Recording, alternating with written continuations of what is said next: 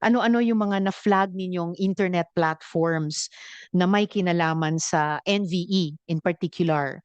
Paano nyo minomonitor ang mga ito? Although sabi nyo nga right now, medyo nalilimitahan kayo sa monitoring na gusto nyong gawin. At bukod sa monitoring, ano pa yung naging pagkilos ninyo upang masiguro na may sapat na proteksyon yung ating mga kabataang gumagamit sa platforms na ito? You also mentioned that already, but if there's anything else you would want to add sa topic na to.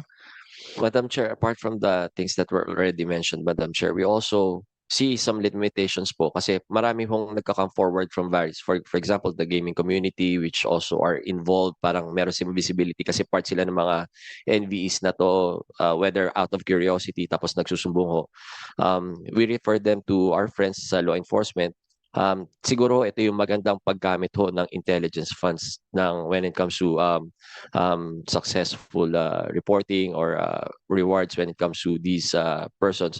Kasi pag aasahan nyo kami sa whether it's law enforcement o sa amin sa CICC, bago ho kami, medyo matatagalan bago namin ma-penetrate ng mga NVE groups na to if they already have um, uh, proposed targets here in the Philippines. But there are already existing people that were coming forward and approaching CICC, and we pass them on sa whether it's the PNP or the NBI po.